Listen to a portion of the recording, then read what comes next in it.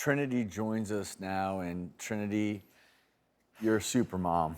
Yeah. You're caring for Peter 24/7. You have 3 other little ones, a beautiful family, but how do you manage given everything you have to do? It's really hard sometimes. We struggle a lot, but we are a very happy family, and he is the sweetest kid you will ever meet, and some days that's the only thing that keeps me going. Sometimes I think he's stronger than I am. I'm thankful that he's unaware of other people's judgments, but my husband and I, we see it all the time. People in public will be like, oh wow, you got yourself a linebacker there, or people online will say things like, oh, all you ever do is feed him pizza, and people say that I should be charged with child abuse and Peter should be taken away from me, and it really hurts to hear people say that. And somebody went as far as saying that I should be charged with attempted murder, and that's really hard. I love my kids, I love them more than anything, and it just baffles me that people can say that kind of stuff. For those people who criticize, who pass judgment without knowing who you are and what you are doing, shame on them. Yeah. I agree.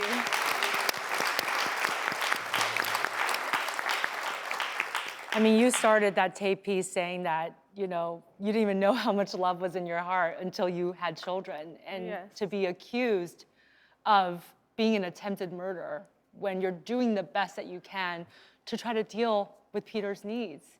And I think it's also important to talk about the fact that people often get judged when they see a child having a meltdown in a public place. Oh, what a terrible mother or father. And this is not just a temper tantrum. These meltdowns probably have something to do with the fact that he's nonverbal and he still has frustrations and feelings and he can't get out what it is that he needs. Peter's meltdowns can get pretty severe. Sometimes he will cry so hard that he'll vomit.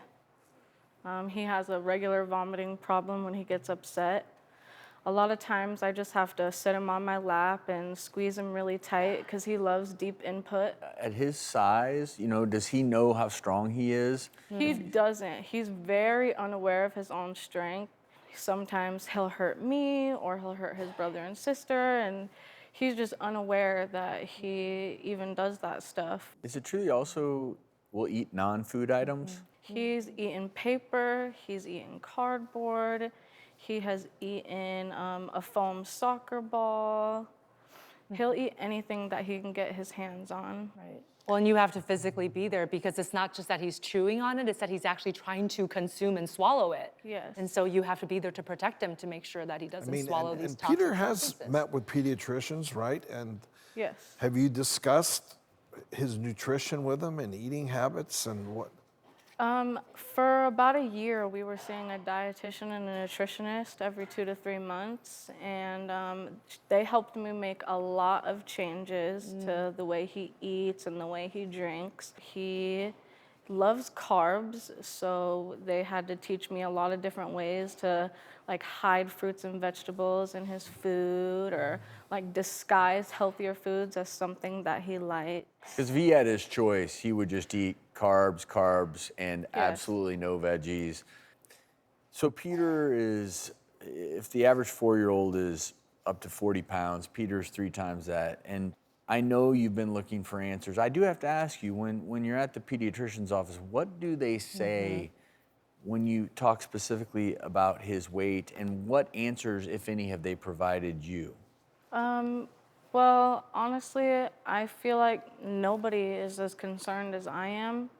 We see doctors regularly for all of his other problems, and I've brought up several times that I thought he had Prader-Willi syndrome, and I just feel like none of these doctors are taking me seriously, and they see Peter, and even though he's 115 pounds, nobody's saying anything or doing anything.